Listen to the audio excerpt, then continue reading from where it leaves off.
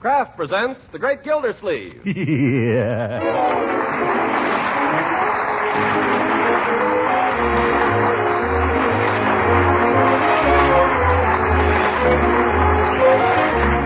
The Kraft Cheese Company, who also bring you Bing Crosby every Thursday night, present each week at this time Harold Perry as The Great Gildersleeve, written by John Whedon and Sam Moore.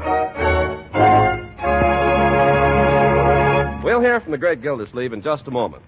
But first, quite likely, a lot of you have been wondering about margarine lately, wondering what it's made of, what it tastes like, whether it's really nutritious. Of course, I'm not qualified to speak for all margarines, but I can tell you about Parquet margarine, the delicious, nutritious spread for bread made by Kraft. Parquet is a wholesome vegetable margarine made from selected American farm products in Kraft's spick and span modern plants. And as for flavor, well, Parquet margarine is made by Kraft to the same high standards of flavor and quality as all of Kraft's fine foods. Parquet's flavor is really outstanding. It's known, you see, as the margarine that tastes so deliciously good. Now, how about food value? Parquet margarine is a wholesome, nourishing food, one of the best energy foods you can serve. And every pound of Parquet contains 9,000 units of important vitamin A. So with these facts in mind, ask your dealer tomorrow for Parquet, P-A-R-K-A-Y. Parquet margarine made by Kraft.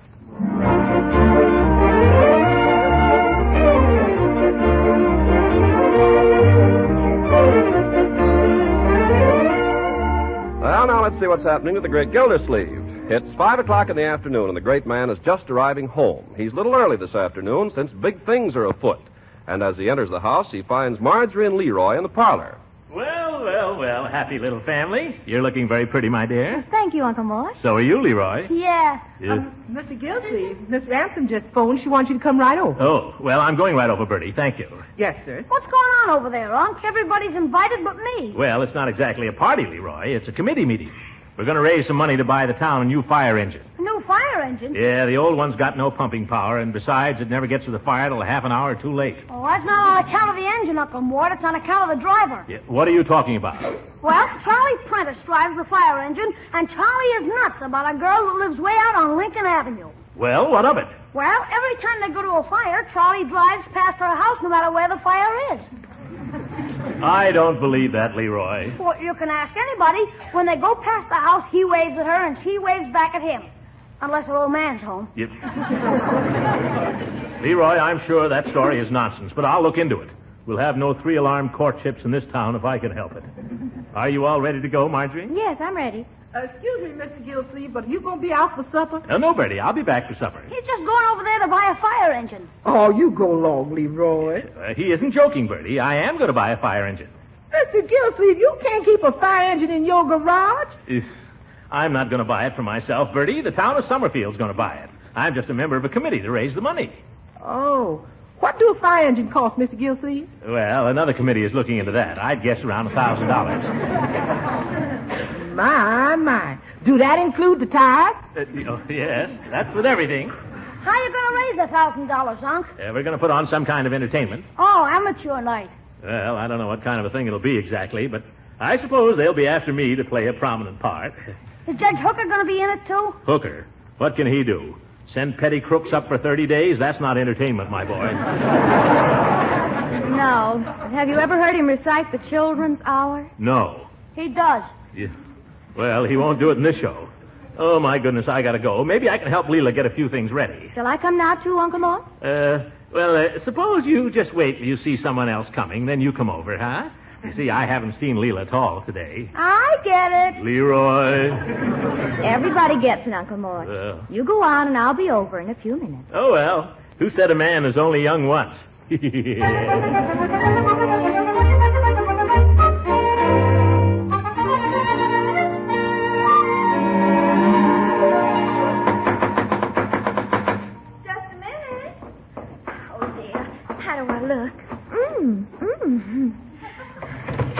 Throckmorton, I was afraid it was some of the others. Am I early? I hope. Well, there's nobody else here yet, if that's what you mean. Oh, good. You know, I'm so excited. I love giving tea parties, don't you? Now, let's see. There'll be Marjorie and Judge Hooker and Dr. Pettibone and Mrs. Pettibone. Yeah, why did Hooker have to ring her in for? She always wants to run everything. But this is one show Mrs. Pettibone's not going to run. Well, I hope we'll get to play opposite each other, Throckmorton. Wouldn't that be romantic? We will. Either they make you my leading lady or I don't accept the part. And I hope it will be a costume play. Well, I think something with a little singing in it would go well. You know, I have this perfectly gorgeous costume. It was my great-grandmother Winfield's wedding gown with a hoop skirt and no shoulders and all. Oh, I'd like to see that. I wore it in a performance we gave down in Savannah, and it was a tremendous success. The gown, I mean. The entertainment lost money, but the boll weevil was bad that year. Well, the gown is in, definitely. Gracious, here I am rambling on, and I've got biscuits in the oven. I'll have to ask you to excuse me for a moment, Throckmorton. Don't get nervous. Let me come and help you. Oh, goodness, no. You sit down, and I'll be right back. Oh, no, let me help. Oh, the kitchen is a mess. And I must apologize for the way I look. I'm a perfect fright in this old apron and all. That's the cutest apron I ever saw in my life. Ruffles. Oh, gracious, it's just an old thing I had around the house. And I'm afraid I'll probably have flour on my nose. You're adorable with flour on your nose. Have I? Where? Want me to show you? Please. Right there.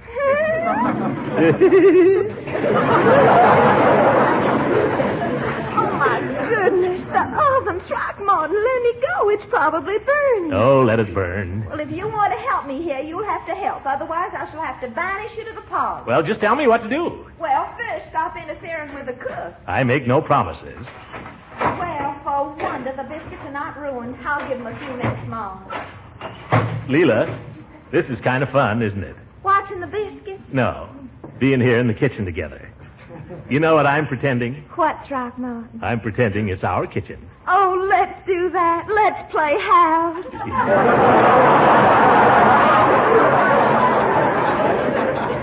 Yes, let's.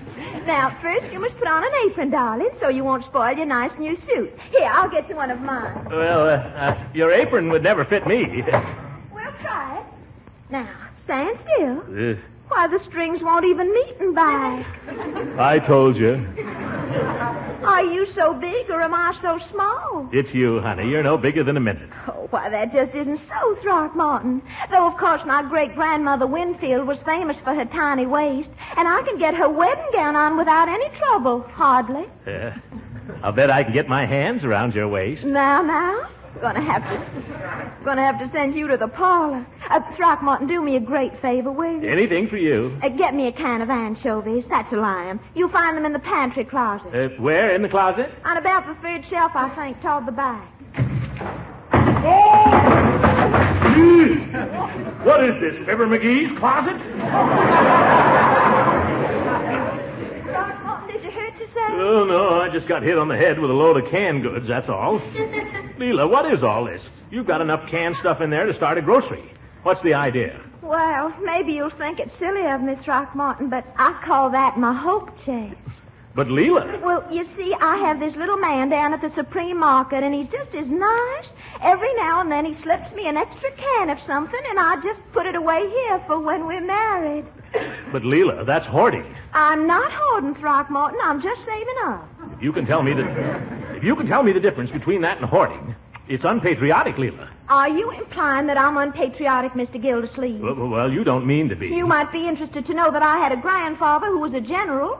Well, he's probably turning over in his grave right now, then. The Army needs the food, Leela. That's why it's a crime to buy any more than you need. Oh, so I'm a criminal now. Well, I didn't say that. Yes, you did. I scrimp and save to make everything nice for you, and this is the kind of thanks I get. This is the way you play house. Oh, brother, what a start for a tea party.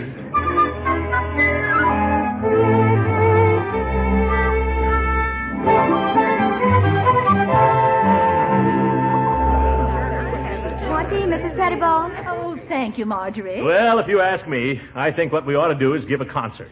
After all, we have some very fine talent here in Summerfield. Mrs. Ransom plays the piano beautifully. Oh, Throckmorton. You do. And I'm told that our friend Peavy here is a real artist on the flute. Well, no, I wouldn't say that. I haven't played since the town band broke up, and then it was a piccolo. Oh, well, that's all right. You can practice up, Peavy. Then there's Dr. Pettibone here. I'm sure he has his musical side. How about it, Doctor? Oh, I'm a wizard with the saw.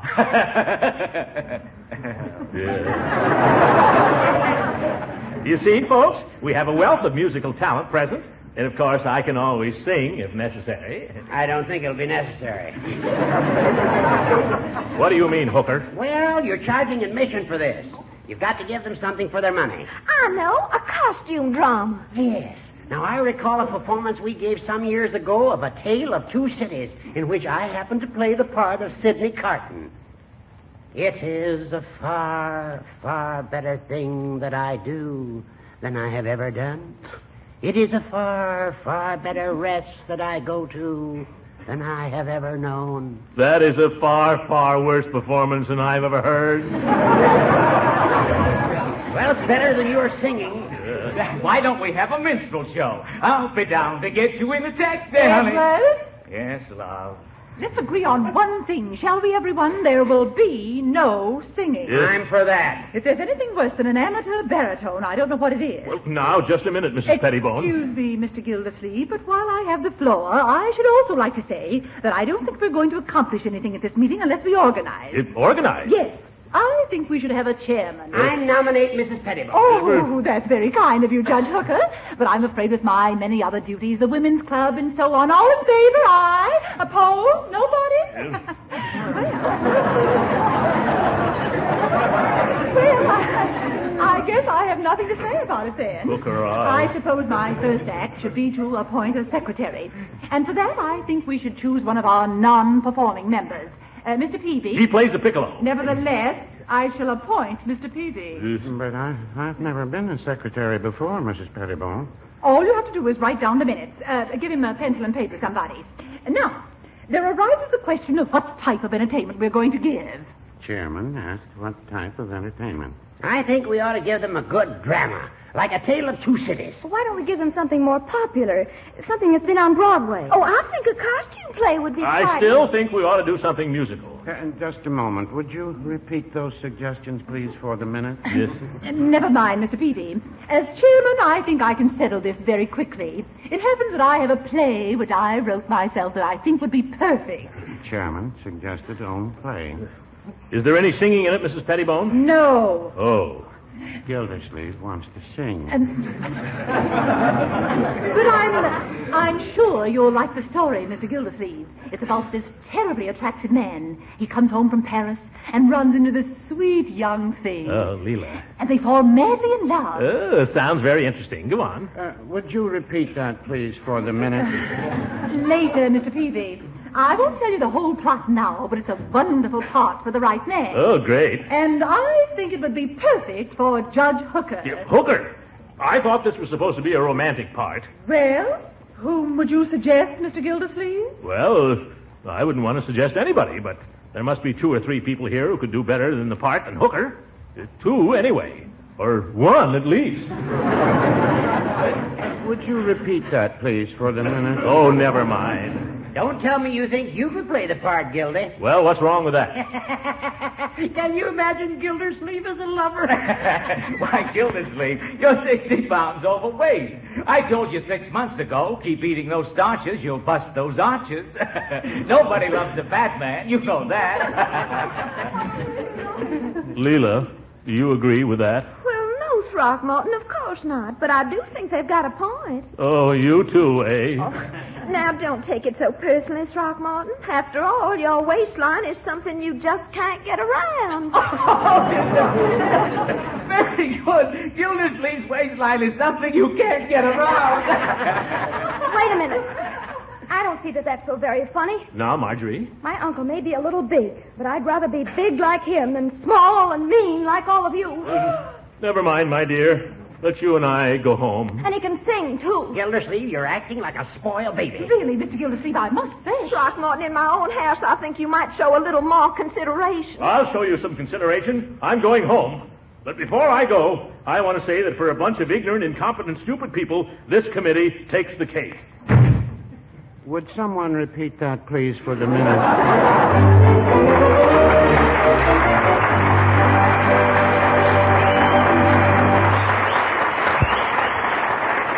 The Great Gildersleeve will be with us again in a few seconds. You know, that nursery rhyme about Old Mother Hubbard and her bare cupboard has a pretty up-to-the-minute ring to it these days. Because many of you are finding, I suppose, that favorite food products are sometimes missing from your grocer's shelves. Take the case of Parquet margarine, for example, Kraft's delicious spread for bread. Even though Kraft is doing everything possible to keep dealers supplied, some dealers just can't keep up with the ever-increasing demand. That's because more people are asking for Parquet margarine than ever before.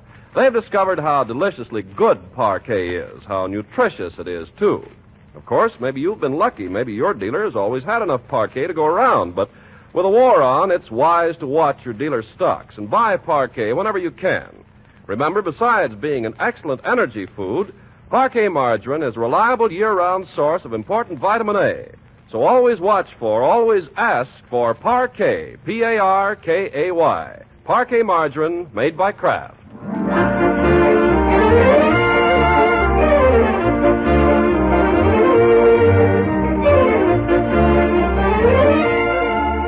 Now let's get back to the Great Gildersleeve and his campaign to provide Summerfield with a new fire engine. Several days have passed. He's still on the outs with Mrs. Pettibone and her committee, but in the bosom of his family we find him his old genial self. Bertie, you're a queen. I'll bet there's not another cook in the country who can make coffee cake like this. Oh, I didn't make that, Mr. Gildersleeve. Miss Ransom sent it over. Oh, well, now, wasn't that nice of her? Like another piece, Mr. Gildersleeve? No. And if you see me reaching for one, take it away from me. I'm reducing. Reducing? What's come over you, Unc? Well, nothing. What's so strange about my reducing? Can the leopard change his spots? Huh? Can the hippo change his potamus? Leroy, that's not very nice. Well, let the boy speak his mind, my dear. I seem to be fair game for everybody else. I don't know why my own nephew shouldn't pass a few remarks. There. I thought those people were very rude making fun of you the other night. Leroy should have better manners. Well, I may have flown off the handle a little myself, Marjorie. If the truth be known, I am a trifle overweight just at present. Yeah, you're really filling out there, Unc. All right, that's enough. You're developing quite a rotunda. Yep. Leroy, that'll be quite sufficient. I've been noticing it too, Mr. Gildersleeve.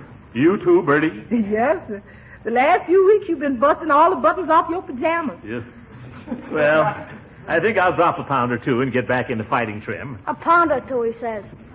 Say, here comes Judge Hooker. Oh, Judge Hooker, eh? Coming around now, huh? They'll all be coming around now, I suppose. Now, Uncle Mort, be nice to him. I know he must feel terrible about the other evening. Well, he'll have to be a little nice to me first. I'll go. Hiya, Judge. Morning, Leroy. I haven't seen you for some time. Well, anytime you want to see me, I'm right here. Marjorie, you're looking very charming this morning. Thank you. Bertie, how are you? Just fine, Judge, just fine. Got all over that, whatever it was? Oh, yes. I had a little misery last night, but it's gone now. That's good. Well, Gildy. Well, Judge, I suppose you've come here to apologize. Well, we talked it over. You can forget about what happened the other night. I've already dismissed it from my mind, and you with it. Now, Gildersleeve, don't be a sore head. Listen, is that any way to apologize? Gildersleeve, you don't deserve an apology. But the unfortunate fact is we can't get along without you. If we're going to get anywhere with this project, we've got to have you in on it. Uncle Mort, I think you ought to. Well, I'm willing to go halfway with you, Judge. Well, we'll go the other half. All right. Who gets a lead in the play? Well, now, Gildy, we went into all that the other night. So I remember. Let's face it, old man, if you don't fit the part... Who says I don't fit the part? Well, Mrs. Pettibone wrote the play. She ought to know. Mrs. Pettibone? We're having another meeting at her house, and if you just come around, I'm sure... Hooker, I wouldn't go near Mrs. Pettibone's house if it were the last house on earth. And you can tell her so. Gildersleeve, you're just being bullheaded. Out of my way. I'm due down at the office. I'm a busy man, Hooker. I haven't got any time for charades.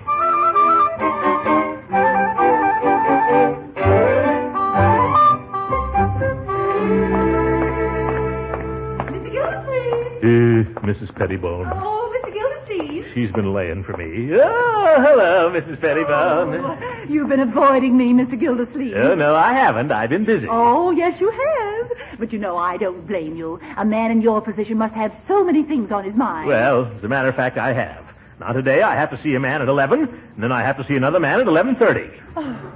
Think of that. Well, I hate to impose on you when you're so frightfully busy, but we're having another meeting tonight at my house, and I really feel that the water department should be represented. It's such a worthy cause. Well, as you know, Mrs. Pettibone, the fire engine is very close to my heart. Frankly, Mr. Gildersleeve, I don't see how we could accomplish anything without you. There's always Judge Hooker. Oh, you know, Judge Hooker is a dear old thing. But then he is old, and he tends to forget things. And he dawdles. Now, one thing I'll say for you, Mr. Gildersleeve, you're not a dawdler. You're a doer. Well, I've always prided myself on getting things done. Exactly the kind of man we need, the executive type. Oh, the world is so full of dreamers, isn't it? And there are so few of us who really get things done. Oh, dear, the world. What are we going to do about it? See you at 8 o'clock tonight. But wait a minute. I'm simply thrilled that you can come. And be sure to bring Mrs. Ransom. I think she's so sweet. I told her you'd call for her. But... I'm so glad I ran into you. Goodbye. Goodbye. Oh, this is going to be one of my bad nights.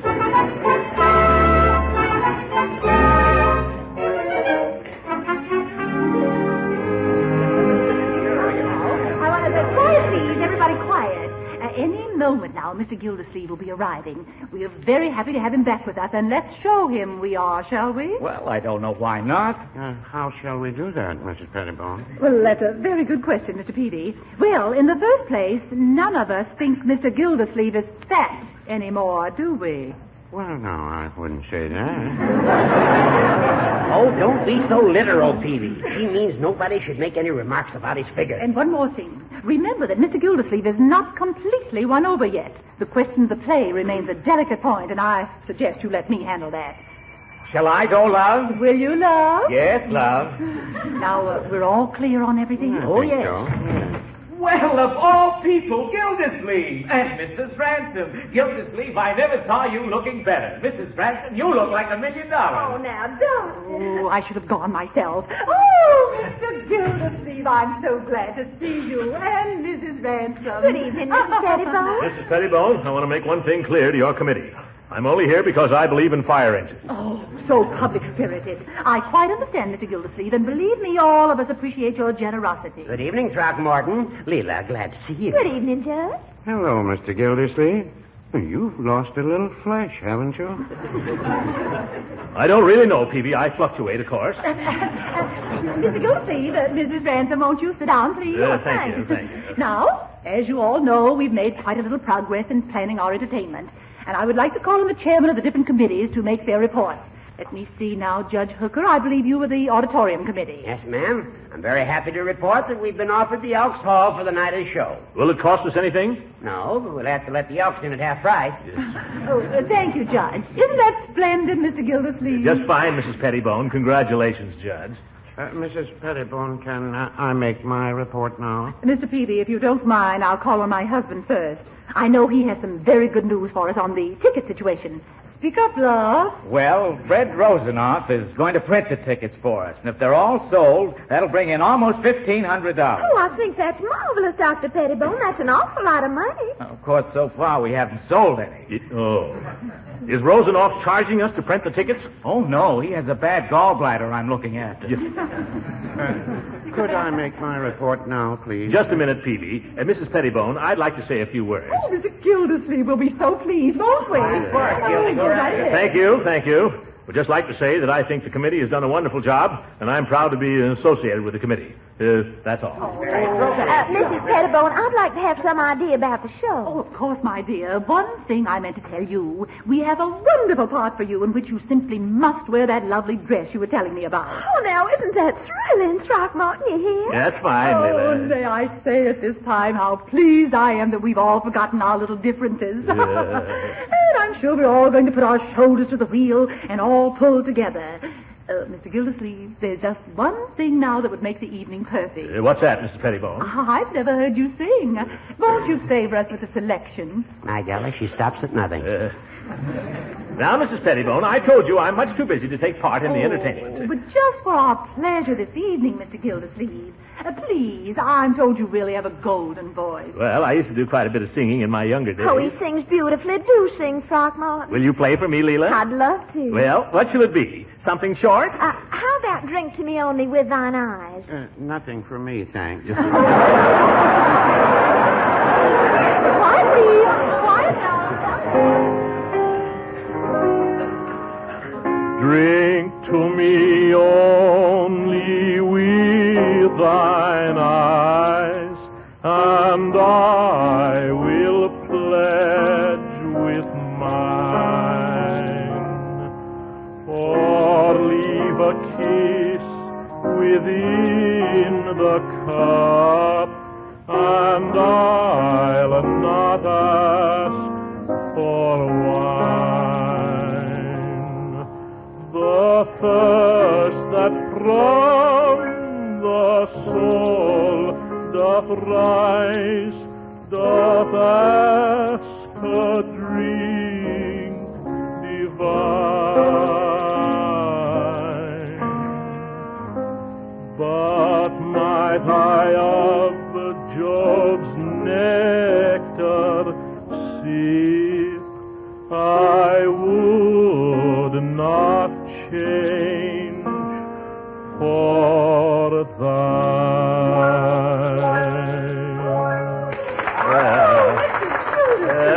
How magnificent. Oh, you think so? Oh, simply thrilling, and it's given me a perfectly marvelous idea for my play. Oh, it has? Yes, a twist to the story, where a famous opera star comes to this little town where the heroine lives. That's Mrs. Ransom. Oh. And of course, when she hears him sing, she falls head over heels in love with him. Naturally. Oh, Mr. Gildersleeve, you've got to play the part. Oh, no. No, please, remember our cause, Mr. Gildersleeve. Well, for the sake of the fire engine, all right. Oh, splendid. That's fine, Oh, Gildy. that's wonderful. I'm so happy. I just know the play is going to be a tremendous success. Yeah, who knows? Maybe we'll take in enough money to buy 2 fire engines.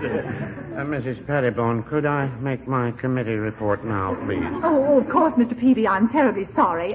Just what was your committee? The fire engine committee. Oh, yes. And the report? There won't be any fire engines for sale until after the war.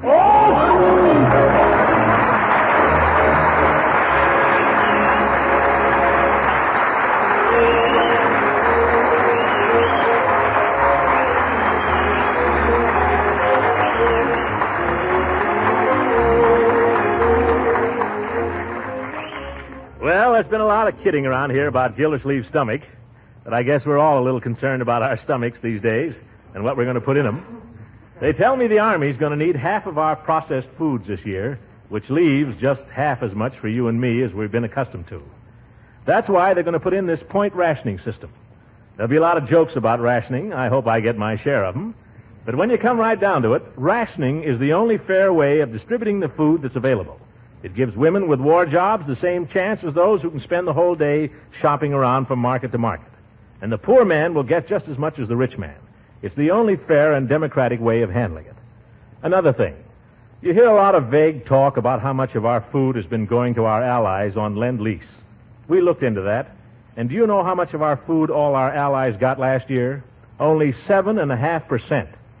And if that contributed even a little to what the Russians are doing to the Nazis right now, brother, it was cheap. Good night, everybody.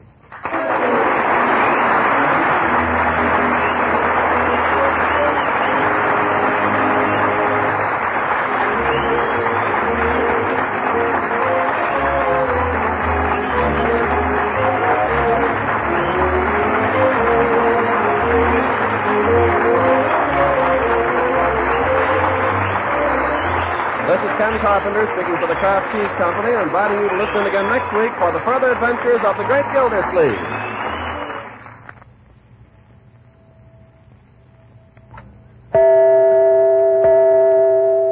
Have you discovered the speedy way to make swell macaroni and cheese? These days, clever women prepare that favorite main dish without any fuss of making a cheese sauce, without any bother with blanching and baking the macaroni. They simply open up a package of the product called Kraft Dinner. They cook the special Kraft Dinner macaroni quickly in boiling water. And with the Kraft Grated, which also comes in each Kraft Dinner package, they sprinkle the cheese flavor through and through. Presto, the dinner main dish is ready in only 7 minutes cooking time. And the cost is only a very few cents a serving. But the best part of it is Kraft Dinner Macaroni and Cheese is extra special good, fluffy, light, and drenched in cheese flavor. When good cooks discover the 7-minute way of making macaroni and cheese, they say never again to the old-fashioned slow method. Of course, Kraft Dinner is extra popular these days. You can help your dealer with his problem of keeping stocked by ordering your Kraft Dinner early in the week. This program reached you from Hollywood. This is the National Broadcasting Company.